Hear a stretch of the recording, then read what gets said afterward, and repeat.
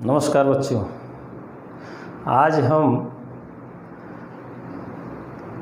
16 महाजनपद के बाद जिस राजनीतिक क्षेत्र का उदय हुआ, जो राज्य एक राष्ट्रीय राज्य के रूप में अवतरित हुआ, उसके विषय में चर्चा करेंगे।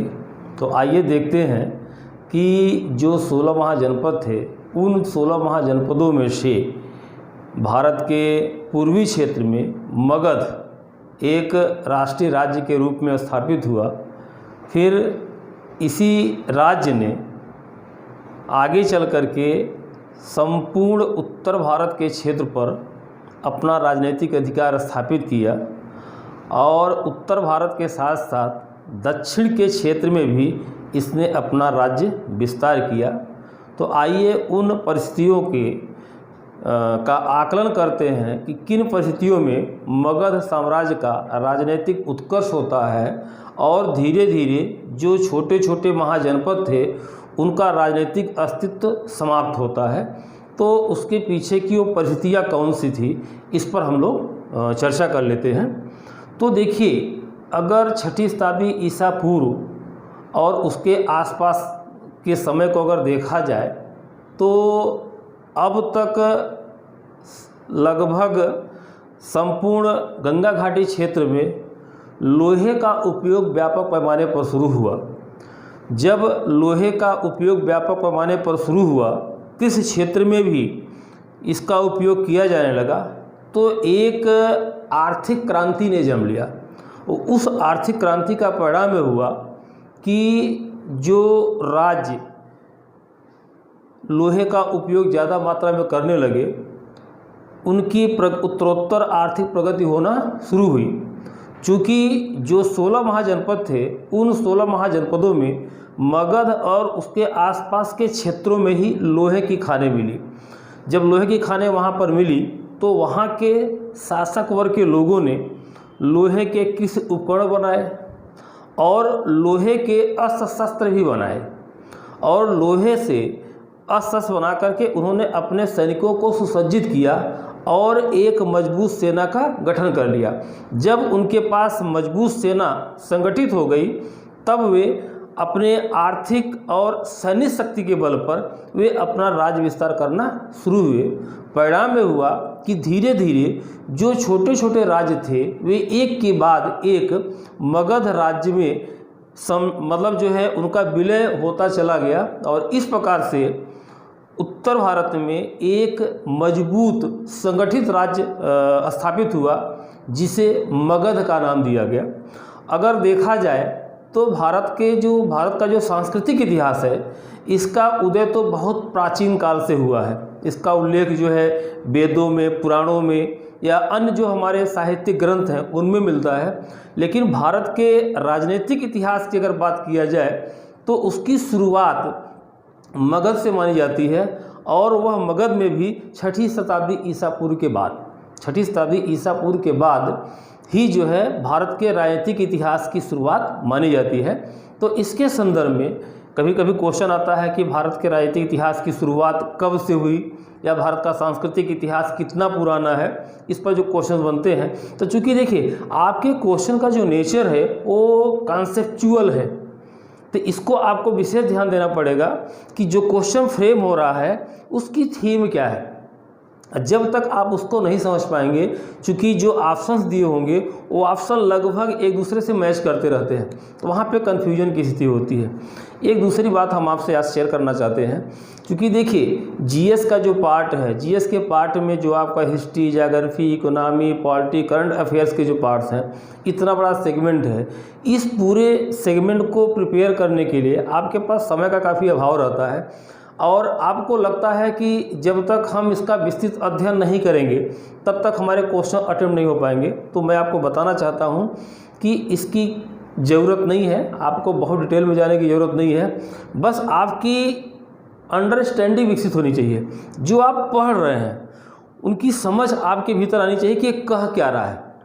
अगर ये चीज़ें हो जाएंगी तो निश्चित तौर पे आप वो क्वेश्चंस अटेम्प्ट कर ले जाएंगे और उसी के अकॉर्डिंग जो क्वेश्चन की फ्रेमिंग होती है वो भी की जाती है, क्योंकि यूपीएससी को भी पता है कि 10+2 लेवल के जो बच्चे होते हैं उनका नॉलेज इतना डेप्थ में नहीं होता है कि हम उनसे इतनी अपेक्षा करें कि वे उसके काज तक पहुँचे। लेकिन यह है कि ज़रूर आपका जो एक तत्कालिक जो आपकी सोच है, आपकी जो थिंकिंग पावर है, उसका जो जरूर एनालिसिस करते हैं और उसी के अकॉर्डिंग वो लोग क्वेश्चन फ्रेम करके आपको देते हैं। तो अगर देखा जाए, जैसे मैंने हेडिंग बनाया हुआ है कि मगध साम्राज्य का उदय, जैसे मैंने चर्चा किया कि जो 16 महाजनपद थे, उन 16 महाजनपदों में मगध एक शक्तिशाली राज्य के रूप में अवतरित होता है और यही मगध साम्राज्य आगे चल करके भारत के सत्ता का केंद्र बिंदु बनता है और यह लगभग 1000 साल तक केंद्र बिंदु बना रहता है। 1000 साल के बाद फिर जो राजनीतिक, आर्थिक, सामाजिक और धार्मिक स्थितियों में जो बदलाव आता है, उसके बाद फिर एक दूसरा सिनेरियो आता है और आगे चल करके फिर जो है मगध के स्थापक कन्नौज सत्ता केंद्र बनता है। तो अभी हम कन्नौज पे चर्चा नहीं करेंगे, अभी हमारा मुख्य फोकस जो होगा वो मगध पर होगा। तो अगर ऐतिहासिक घटनाक्रम में देखा जाए तो करीब 6वीं शताब्दी के मध्य में अगर आप देखेंगे तो मगध में जो है पहले एक राज्य का जो उदय होता है वह इस रूप में होता है कि इसमें सर्वप्रथम जो है शिशुनाग वंश के जो शासक सर्वप्रथम जो है हर्यक वंश के शासक आते हैं। तो इस पर एक क्वेश्चन बना हुआ है, एक क्वेश्चन रिपीट हुआ है, हम उसका एक सीरीज तैयार करते हैं तो आप देखिएगा। ठीक है, तो पहला राजवंश है हर्यक राजवंश। हर्यक वंश के अंतर्गत जो पहला शासक आता है वो है बिंबिसार। जो दूसरा शासक है वो है अजातशत्रु और जो तीसरा शासक है वो है उदयन, इसी को उदयन कहते हैं। इसके बाद दूसरा राजवंश जो आता है वो है शिशुनाग वंश। शिशुनाग वंश का पहला शासक है शिशुनाग और दूसरा शासक है कालाशोक। उसके बाद तीसरा राजवंश आता है, तीसरा राजवंश है नंद वंश। नंद वंश का पहला शासक है महापद्मनंद और दूसरा शासक है घनानंद। उसके आता है चौथा राजवंश आता है वो है मौर्य वंश। मौर्य वंश में भी 3 शासक है। पहला शासक है चंद्रगुप्त मौर्य। दूसरा शासक है बिंदुसार और तीसरा शासक है अशोक। अब देखिए, इसमें हर्यक वंश में 3 शासक हुए, बिंबिसार, अजातशत्रु, उदयन। शिशुनाग वंश में 2 शासक हुए, शिशुनाग और कालाशोक। नंद वंश में 2 शासक हुए, महापद्मनंद, घनानंद। मौर्य वंश में 3 शासक हुए, चंद्रगुप्त मौर्य, बिंदुसार और अशोक। ये महत्वपूर्ण शासकों की सूची मैंने दिया हुआ है। ऐसा नहीं है कि सिर्फ यही शासक हुए, इसके बाद भी छोटे मोटे शासक हुए हैं जिनका यहाँ जिक्र करना जरूरी नहीं है। इस तरीके से अगर देखा जाए तो 544 ईसा पूर्व से लेकर के और 187 ईसा पूर्व के बीच इतने शासक आए और इन्होंने वहाँ पे शासन किया और इनकी जो राजनीतिक, सांस्कृतिक, आर्थिक उपलब्धियाँ रही उसका पूरा डिटेल देखने को मिलता है, लेकिन पूरी डिटेल पे जानने की ज़रूरत नहीं है। यहाँ पर जो महत्वपूर्ण शासक है वो है चंद्रगुप्त मौर्य। तो हम लोग चंद्रगुप्त मौर्य की चर्चा करते हैं कि चंद्रगुप्त मौर्य ने किस तरीके से मगध साम्राज्य का राजनीतिक विस्तार किया और उसने जो है एक विशाल साम्राज्य की आधारशिला रख दी। तो यहाँ पर होगा चंद्रगुप्त मौर्य पर हम लोग चर्चा करेंगे। चंद्रगुप्त मौर्य 323 BC से लेकर के, यहाँ पे आप इसको ऐसे लिख सकते हैं मौर्य वंश। मौर्य वंश का पहला शासक है चंद्रगुप्त मौर्य। मौर्य वंश का टाइम पीरियड है पूरा वो 323 BC से 187 BC के बीच माना आता है। और इसमें चंद्रगुप्त मौर्य 323 से 298 BC तक शासन करता है। तो चंद्रगुप्त मौर्य के बारे में देखते हैं।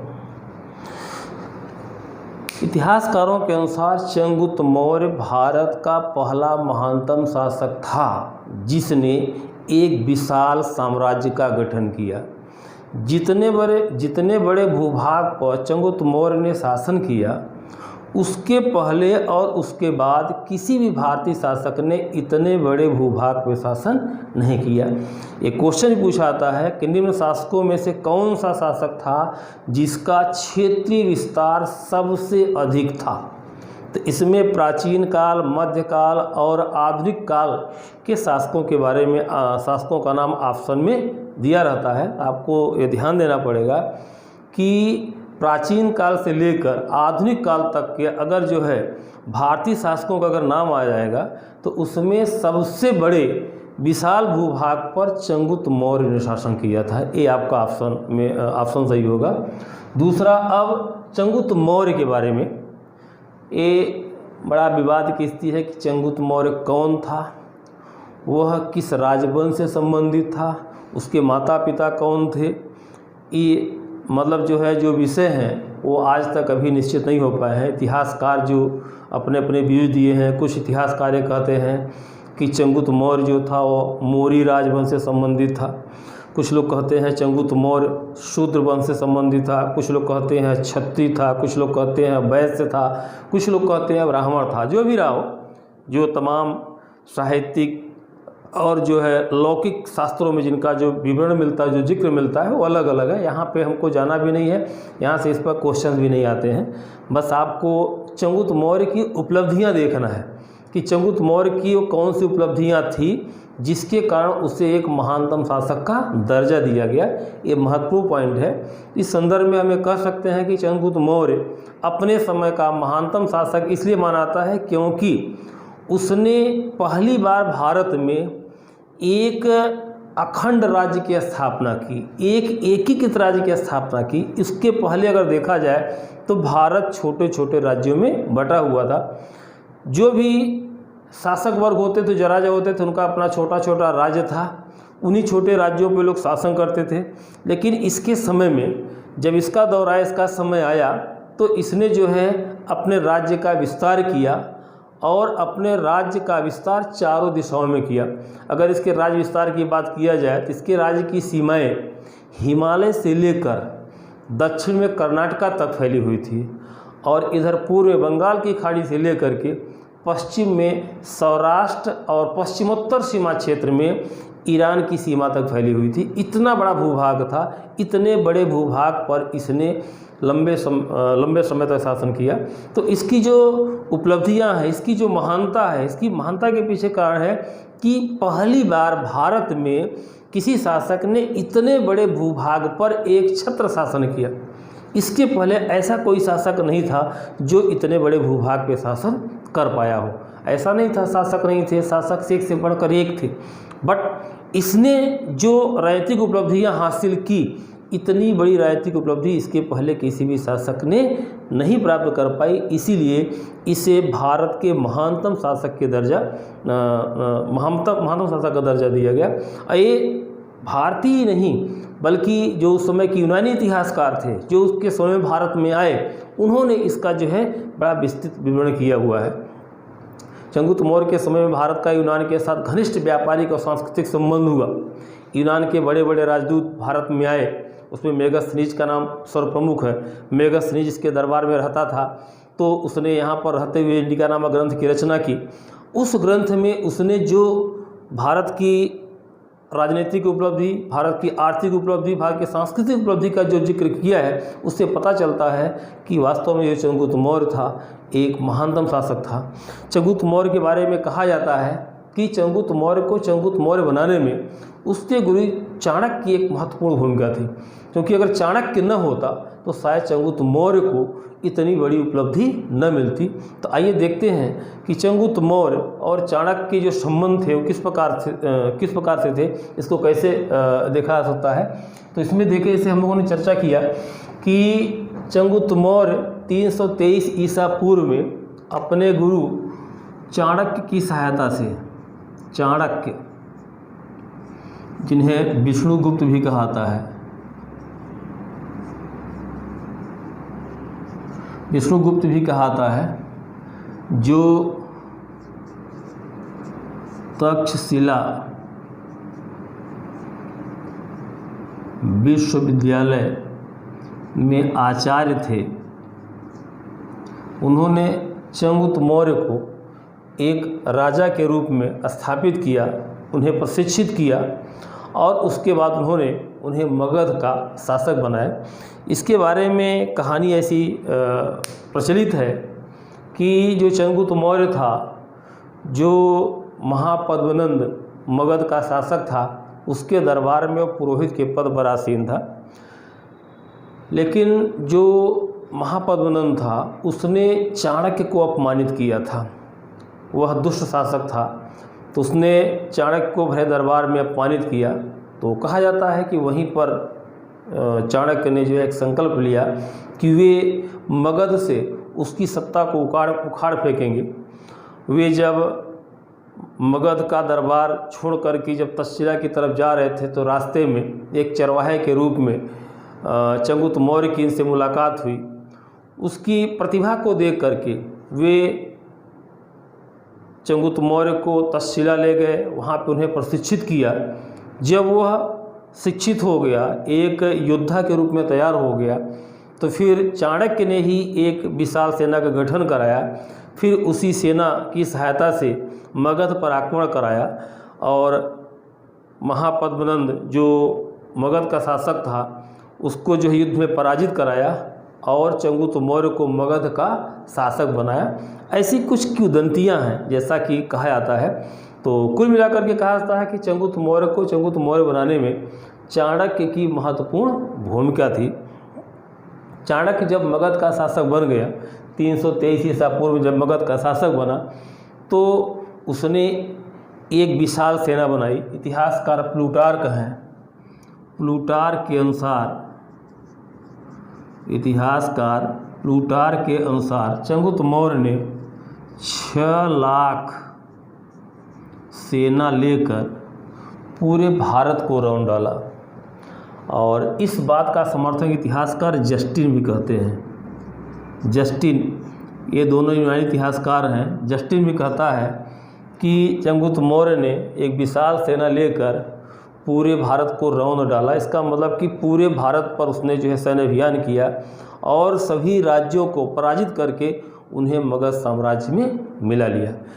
चंद्रगुप्त मौर्य जब मगध का शासक बना तो उस समय भारत के पश्चिमोत्तर क्षेत्र में यूनानी शासक अपना शासन चलाते थे, क्योंकि इसके पहले 325-26 ईसा पूर्व ने सिकंदर ने जब भारत पर आक्रमण किया था तो उसने भारत के पश्चिमोत्तर क्षेत्र में अपने राज्य स्थापित किए थे। सिकंदर के वापस जाने के बाद उसका उत्तराधिकारी जो सेलुकस था वह पश्चिमोत्तर क्षेत्र में शासन कर रहा था।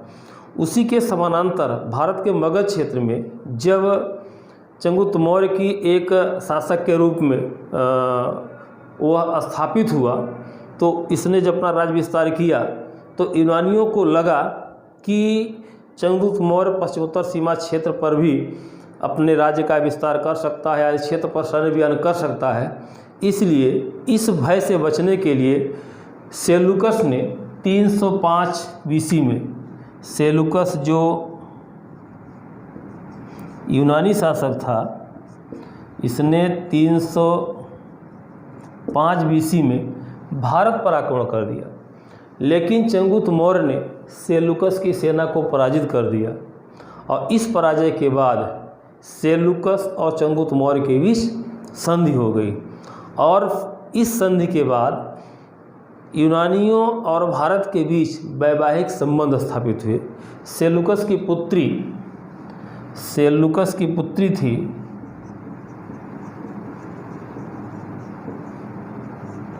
सेल्यूकस की पुत्री हेलेना थी,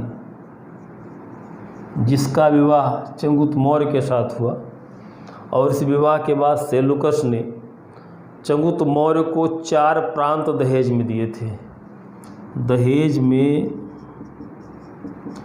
4 प्रांत दिए। पहला था एरिया, अराकोसिया,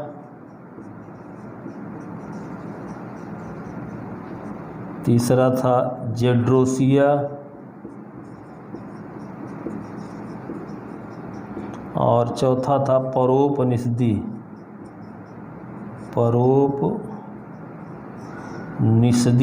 एक क्वेश्चन पूछा आता है कि सेल्यूकस ने चंगुत मौर्य के साथ जब अपनी पुत्री का विवाह किया तो उसने कौन से राज्य उसे दहेज में दिए थे।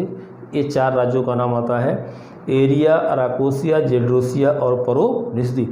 इन राज्यों को प्राप्त करने के बाद ही चंगुत मौर्य की राज्य की सीमा ईरान तक पहुंच गई थी। इसलिए कहा जाता है कि पश्चिमोत्तर सीमा क्षेत्र में चंगुत मौर्य के राज्य विस्तार की जो सीमा थी वह ईरान तक पहुंचती थी। अब इसके बाद जब चंगुत मौर्य और यूनानी शासक सेल्यूकस के बीच वैवाहिक संबंध हुआ, संधि स्थापित हुई, तो अब यह संबंध जो है लंबे समय तक चला। यूनानियों ने अपना एक राजदूत, यूनानी शासक सेल्यूकस ने अपना एक राजदूत मेगास्थनीज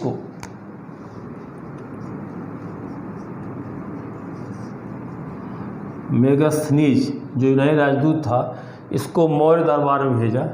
मेगास्थनीज ने भारत में रहते हुए इंडिका नामक ग्रंथ की रचना की।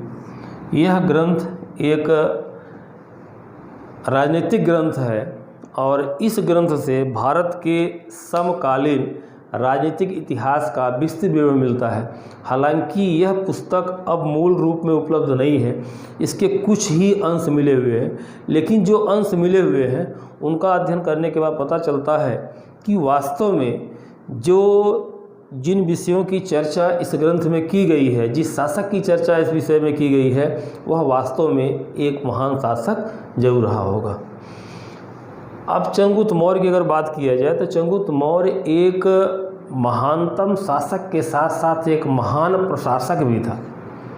अब महान प्रशासक था, उसकी प्रशासनिक अगर क्षमता को देखना हो, इसका कुछ न कुछ एग्जाम्पल लेना पड़ेगा तो ये मिलता है। क्योंकि चंगुत मौर्य के समय में उसका जो राज विस्तार पश्चिम में जो था वह गुजरात के सौराष्ट्र क्षेत्र तक था।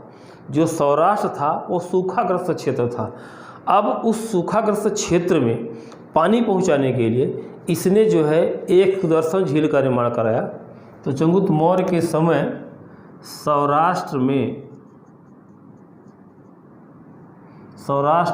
गुजरात का सूखाग्रस्त क्षेत्र है।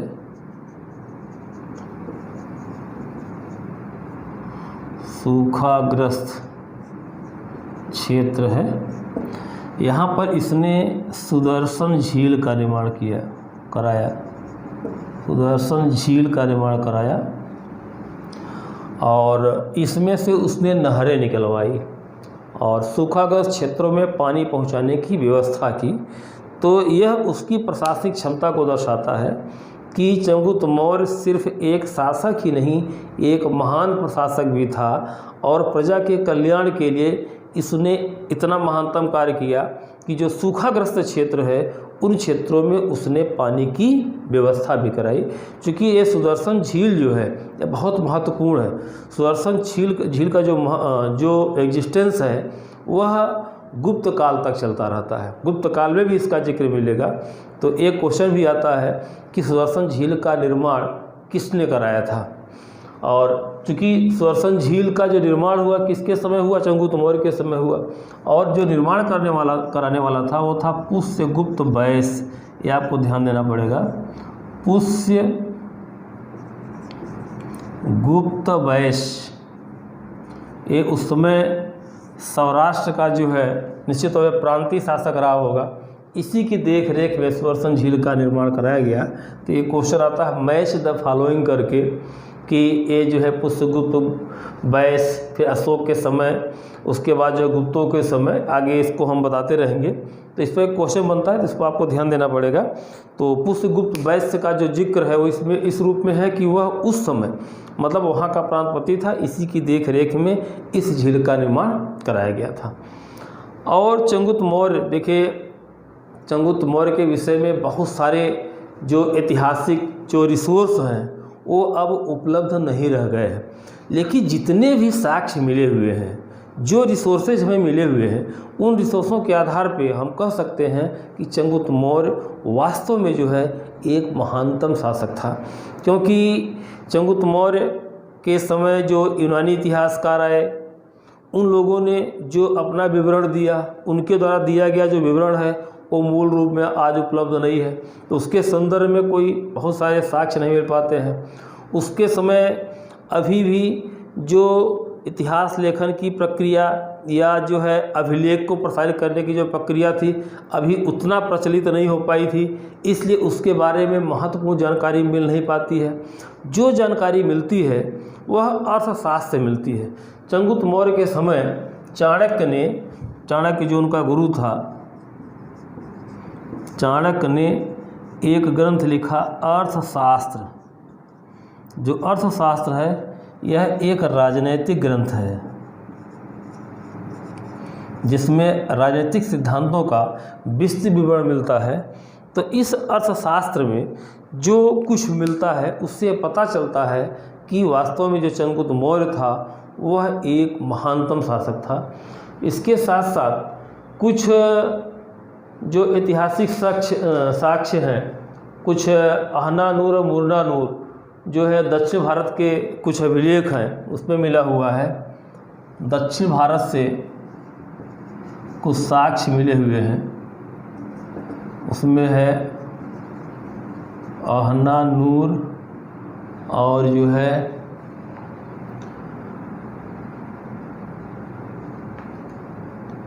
मुरनानूर।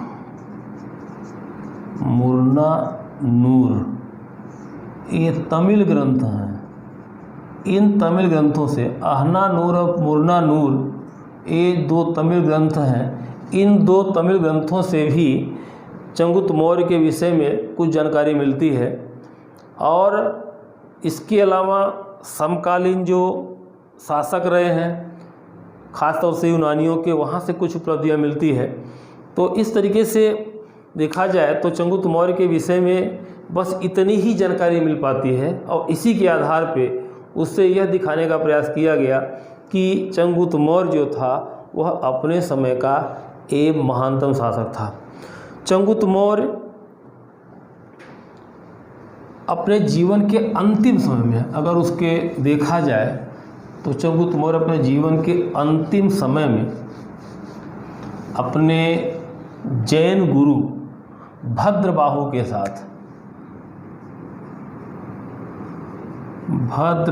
के साथ वह जो है दक्षिण भारत गया,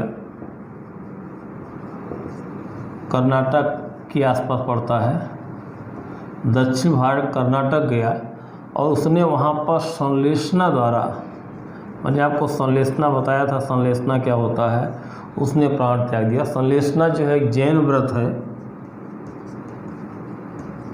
जिसमें अन्न जल त्याग कर आदमी अपने प्राण को छोड़ता है। एक क्वेश्चन पूछाता है कि चंद्रगुप्त मौर्य किसके साथ दक्षिण भारत गया था, तो अपने जैन गुरु भद्रबाहु के साथ गया था। ठीक है।